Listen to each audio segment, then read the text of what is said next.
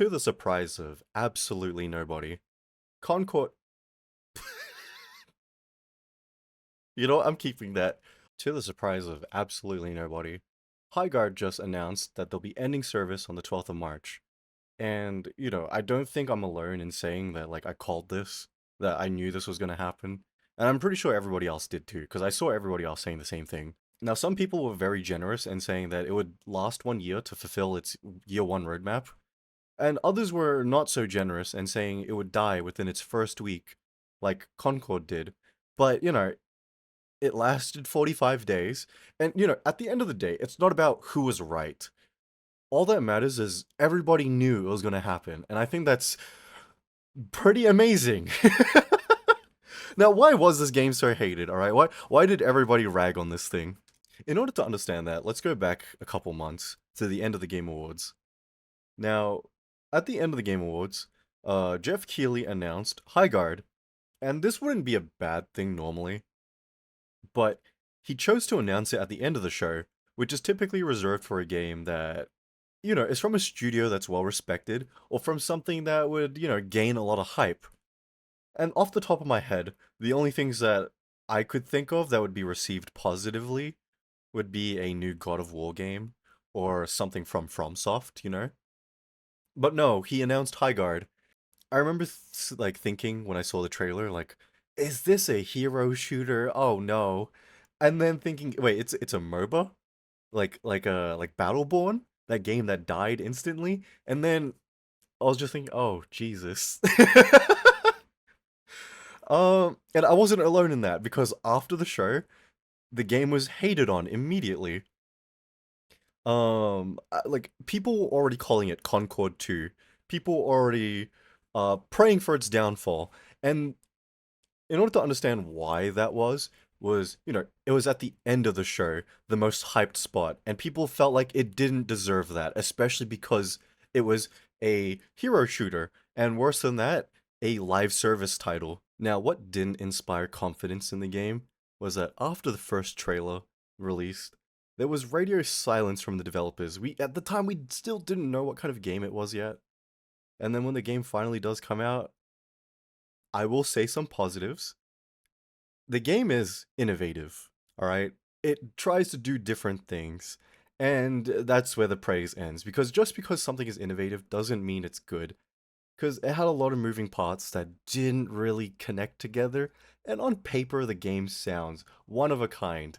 In practice, it was clunky and weird, and for some reason, they made it a 3v3.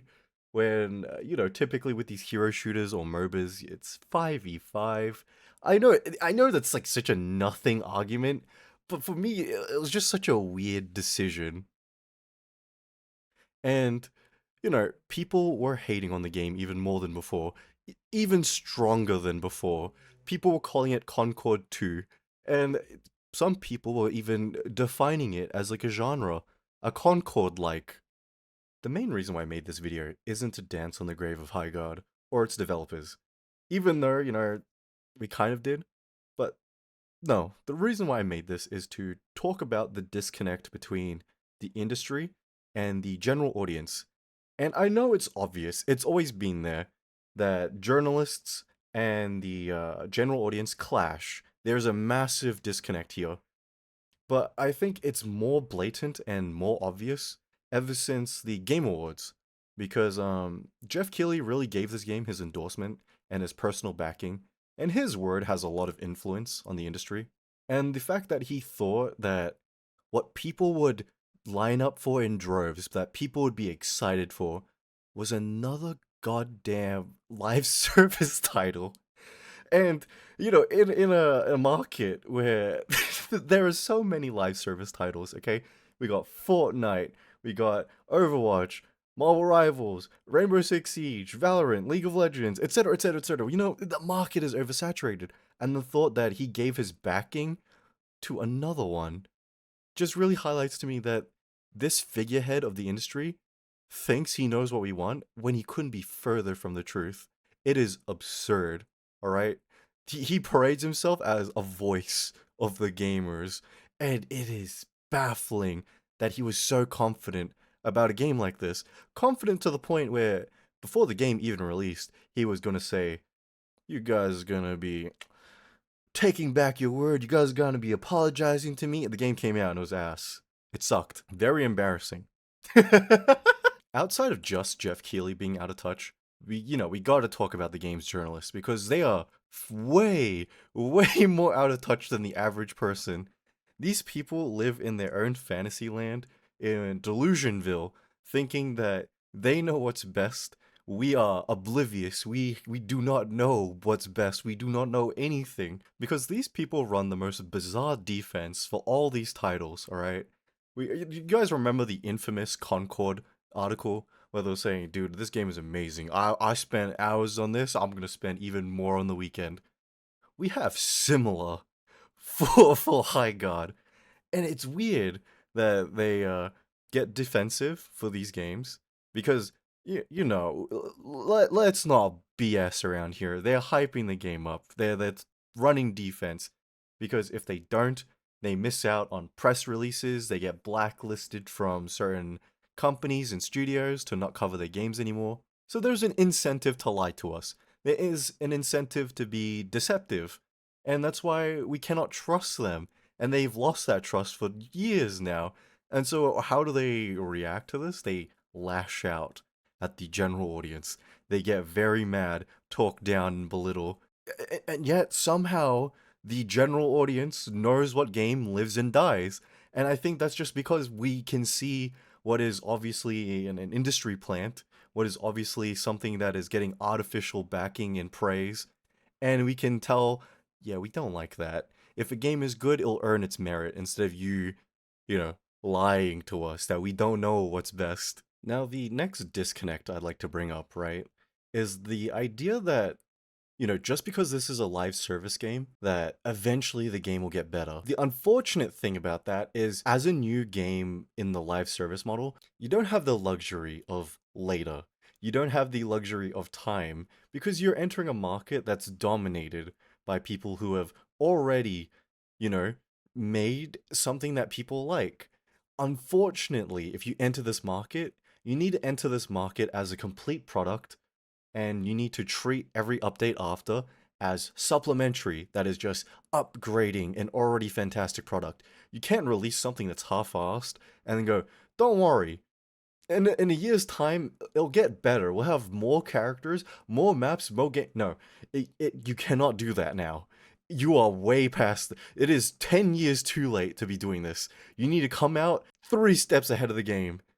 There is no more room in the industry for something that is half finished, that is a vision of the future. You need the future now. And the fact that developers still think that they can wow you over time, they think they can get the time that Warframe had to build an audience, it is never going to happen.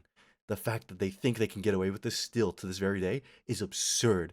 The fact that we have to watch project after project shut down because they still have it in their mind that there's a future that eventually they'll rake in a market is beyond delusional. Like the next major disconnect happens when developers lash out at the general audience. They typically say things like, "Oh, you guys clearly don't know what's best. We don't really need a successful audience to build our game for years." And then games journalists jumping in to also defend the developers by echoing these same thoughts, and then start being condescending and talking down to the general audience. And you know what that doesn't do? That doesn't convince people to try the game. If anything, it has the opposite effect, where it convinces people to not try the game. Because when you're being talked down to and treated like trash, people who already hate the game are gonna feel justified in hating the game. And the people who are indifferent will already be like, well, they're already antagonizing me. They're already talking down to people. It's not a good look. So what I'm not going to do is play the game. What I'm not going to do is give them my money. And if anything, it helps accelerate the death of the game by writing these antagonistic articles. I just never understood how is that meant to help anybody.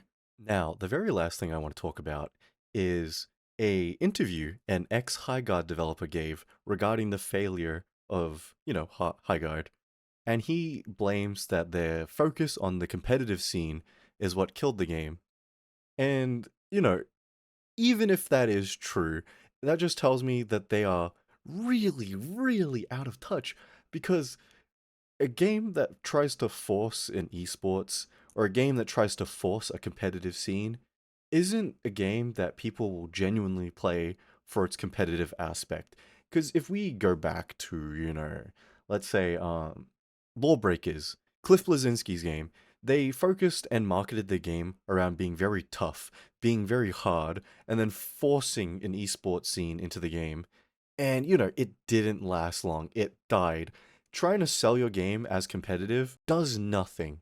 If a game is competitive, if a game can be played that way, it will be. And then eventually you can build a esports, you can build a scene around it.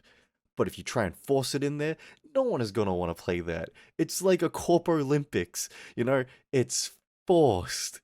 No one will. But that isn't why the game failed. The game failed because they made a game nobody was asking for. Everyone will say that. No one was asking for another boring, real, semi realistic art style, bland character designed hero shooter with live service elements, battle passes, microtransactions. Genuinely, do they focus test these? Do they like take surveys on the streets before they develop these pieces of trash? And do they ask what people want? Because the general reaction anytime these like hero shooters are announced is disdain. Everybody immediately hates on it because they can tell this isn't made because someone had a vision. This isn't made because they think it's going to be fun. It's made because they think they can make money off of it. They think they can make a new Fortnite and siphon money for years. How can you do that in this day and age? Marvel Rivals had the benefit of licensing the Marvel like characters and names. And you're asking people to take a chance on a brand new world with bland looking characters? It's never going to happen. It's never going to work. And I get it, okay? Suits, corpos, and your CEOs are going to force these things. But you know what you can do as developers? You can make a good game. We've seen it happen before, okay? We've seen people turn around these bad situations. But you only really get one chance. And unfortunately, you blew your one chance. And how do we know you blew your one chance? You had 100,000 people play the game at launch.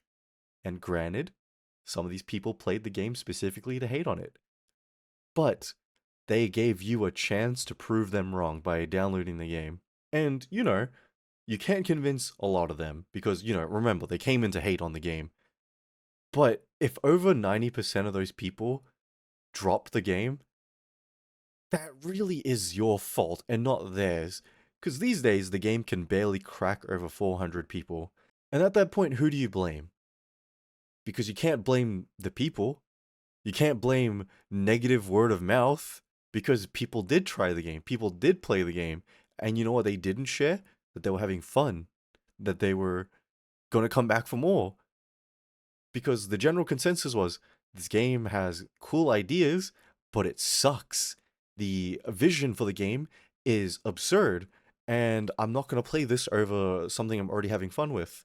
I'm not going to give more of my time or more of my money. And I think it's absurd that some studios, and especially games journalists, think that these live service games are entitled to our time, which is why they were so angry and so defensive about things like Concord. Unfortunately, things don't work like that. You only really get one chance to make it worth the time. And if you don't deliver on that, unfortunately, people are going to move on. All right? People are going to find better things or go back to the thing that they're already enjoying.